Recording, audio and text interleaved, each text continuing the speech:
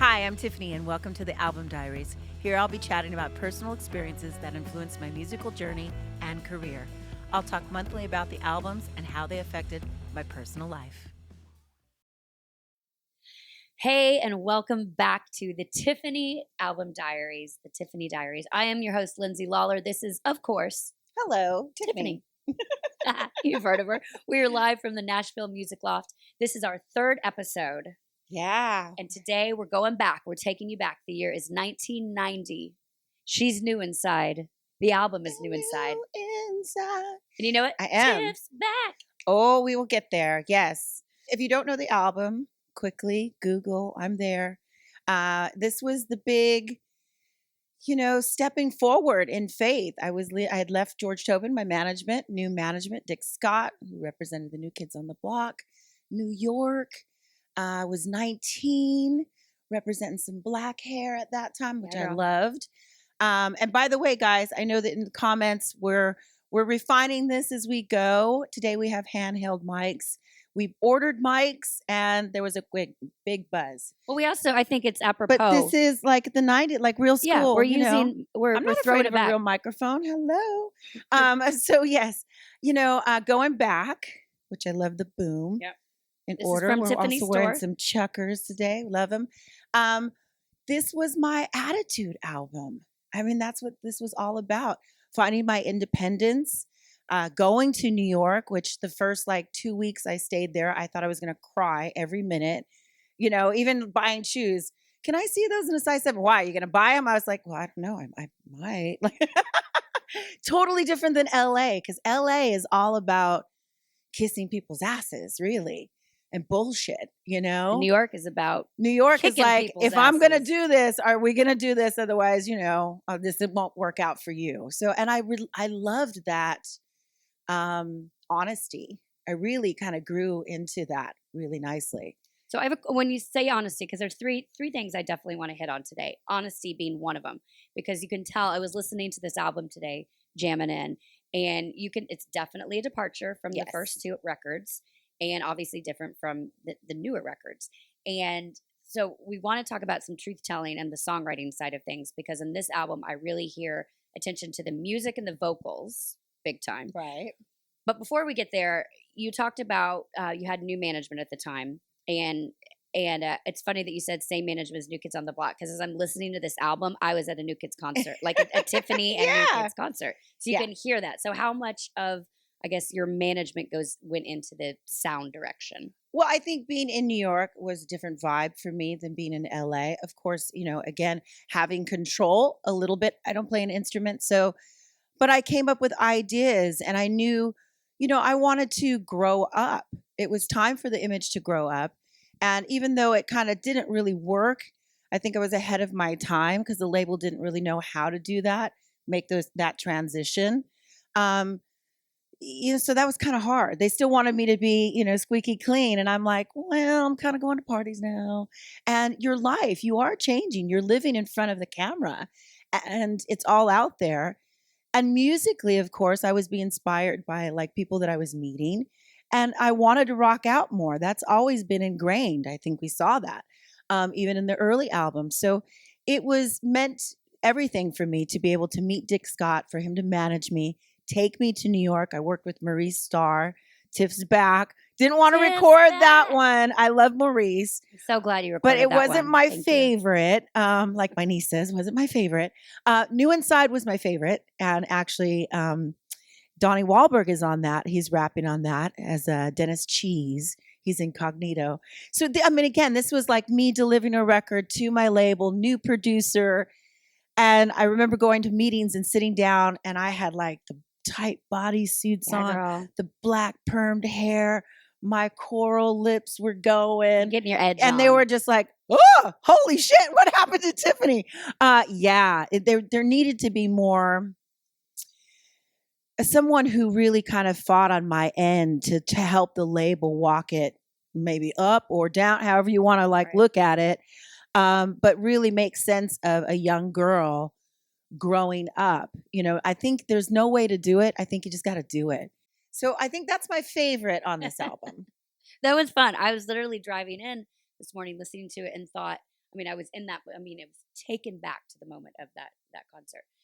So I want to talk a little bit about, because I mentioned a second ago that it feels like it's very, like, your vocal is great. You can hear the juxtaposition of like the tenderness of your voice mixed with some grit in there. When I Yes. say tenderness, because the song Tenderly, I was like, okay, we're making an adult Ooh, movie. now that's one of my favorites. I figured. I really, the producers I think that I worked with, Philip Damien, he really just kind of made me grow as a performer. He had a different tact to doing it, like, because like we were like brother and sister. So sometimes he'd razz you a little bit, and I'd get angry, and then you go in and you sing like, I'll show you. Um, but that's what came out of it, was Tenderly. And I had never been able to do a song like that before. I think it shows my capability as a vocalist. I think I've gotten stronger as a vocalist to be able to handle those songs. But, again, being able to do them, somebody take me seriously. It's the first time that I really sat down and wrote something. Only a couple of lyrics. Oh, you did write this song? I did, not Tenderly. I wrote on a little bit on New Inside, and I think it was Never Run My Motor Down. And just a little bit, just being in the sessions. Your perspective on it. Yeah, I had never been offered to do that again unless it was go copy this and come back. This was like organic and real, and watching people again perform like old school country. I was totally around that when I was a kid, but I didn't right at the time. So this was in New York and all of it, different vibe. I think this was a time that I felt like I was just alive. Everything. I was growing up, learning the subway, learning all. I mean, it sounds stupid, but from Norwalk, California, you don't need to do that kind of stuff. Well, it was a whole new world. And growing up, so you're 19, 20 during this time, right? 1920. So speaking of growing up, because I want to start diving as we continue to move forward now, because you are grown up. So we can start talking about some real feelings and emotions that were going on. Because a lot of people, everybody knows about your songs, and all your dedicated fan base knows a lot of the backstory. But this is really about talking about what was truly going on, the things that you were dealing with, alone in your hotel room at night, whatever. So do you remember that feeling of, outside of this is cool, this is New York, this is a different record, this is different management, the idea of, okay, I'm in this is what I'm doing now, the feelings of both excitement and the feelings of being alone? Do you remember that juxtaposition? I didn't actually feel alone at that time. It was a time where I felt like I'm trying something new, and that's really how I felt. I went to New York. I thought I was going to move there. I had nothing holding me back. And I think I had kind of just propelled into this great space where I wanted to try different things and have different people around me. I think I needed to do that because maybe had I stayed, in Norwalk and around family and all of that, I wouldn't have been so resilient, so independent as I am now, that prepared you later on as a touring musician, all of those things. But I just kind of jumped in there. And I loved that about myself at the time. I mean, I had so many people going, what are you doing with your hair? You're a redhead. Don't do that. Why are you wearing stuff like that? Why are you going to New York? Why are you working with different producers? I mean, a million of whys and don'ts. And I just kind of said, fuck it. I'm doing it. Finding myself. I'm trying something different. It was the most expensive record I've ever made in my life. So there's that. I learned accounting. Accounting. The backgrounds and red lines on it. Yeah. Yeah, there's a lot going on the record. There's a lot, but it sounds amazing. And again, you have to have that experience. I had the top of the line studios. I mean, and again, a little excessive. It wasn't me, but I watched people walk into studios, and again, I didn't know you don't think about, you're paying for it, duh. But, walk in and go, nope, don't like it here. Don't like the vibe here. Just cancel this. Let's get something else. And you still have to pay those days that you booked. Yeah, until they can get something. I'm like, oh, okay. Now I'm like, you know what? I don't know. Turn the lights down. It doesn't matter. Change your clothes, whatever. We're working here. I don't go for that kind of stuff. I think you do have to have a vibe. But that was, again, a little excessive. So I had the whole other side of order whatever you want, travel how you want, but remember, the wardrobe that you want, the entourage that you want. You're in New York, you're and no wonder why I felt on fire, because I was like spending money, But I think you have to have that as well. It was, again, thank God I wasn't into drugs. I wasn't doing anything bad. I was just living quite the life and learning. And I wouldn't change it really for the world. I love that album. Do you, when you think about this album, can you put yourself the time outside of the music, the time in your life, because you're not married yet, you don't have a kid yet, but that's coming. That's Right. coming soon. Um, can you think of what is the kind of the toughest thing you were going through at this time, and also the most joyous thing? And I think we've already hit on the most joyous thing because you were finding this new life, but in the, these Right. new grounds. But as far as kind of what was the hardest part in all that with this whole new recreation of yourself? Maybe thinking about seriously moving to New York, which would be different for me because I didn't have a lot of family or friends there at the time. And again, that was something totally different. I never thought that I would want to leave LA, but I wanted to leave LA. I wanted to try again something new, meeting friends and not being shy. For the very first time, I was like walking up to people. I had like this weird confidence, and maybe that's because you're in a new environment. So you're like, nobody really knows me Can anyone here. imagine her shy? I don't even. I was. So yeah, I just, that was, I think that the biggest thing for me was the fear. You always have this about, well, what if the album isn't successful, and you're doing something totally different and it could fail, which, pretty much that's what happened. But, I had that on my shoulders, but I really couldn't think about it at the time. I was just, again, learning to create, learning to do something different, learning vocally to expand on my vocal range, and, working with people who were kind of like, what can you bring me? And have you tried this? And I thought that was just really healthy for me at the time. So when you let's touch on, because you just mentioned about an album failing, which you said that It potentially totally did, bombed. which is funny. You have all this massive following that will support you and buy all your albums, but people don't realize what goes into the making of an album. If it Right. fails, it's not like, okay, we'll just get back in and do another one. You're like, no, we No. have so much more to do to make sure the next one does better, and the creation of it. People don't understand that they don't just turn on the radio and it's, Yeah. oh, there's music At that here, time great. too, I mean, it was critical in my career. So I think that that really was a back step for me. But Dick Scott at the time was very busy, but also having some health issues. He couldn't fly to LA all the time. I was going into the management meetings by myself with the label. Didn't really know what I was doing. I was only 19, but I was giving it a good go. And Were you again, pretending like you knew what you were doing? no, I You weren't, didn't okay. pretend. I just was like, here I am, and here's the music. Tell me what What to do you do. think? And they were like, we don't know. And I think, again, that was, again, back when they didn't know how to make that transition so easy. And now they're just doing it better. You just have to do it. Again, there's all this stuff about, oh, wow, these girls are dressing so sexy, so young. Unfortunately, if you don't, you get stuck in, you're 25, 26, and people are still like, oh, wow, you're not wearing a jean jacket. I'm like, no, I'm not. I don't think you just have to find that remedy, and you have to go with your heart, and you have to keep doing it. Do you remember kind of what some of the fans were saying? Because you are one of the, type of careers where people will have followed you through it.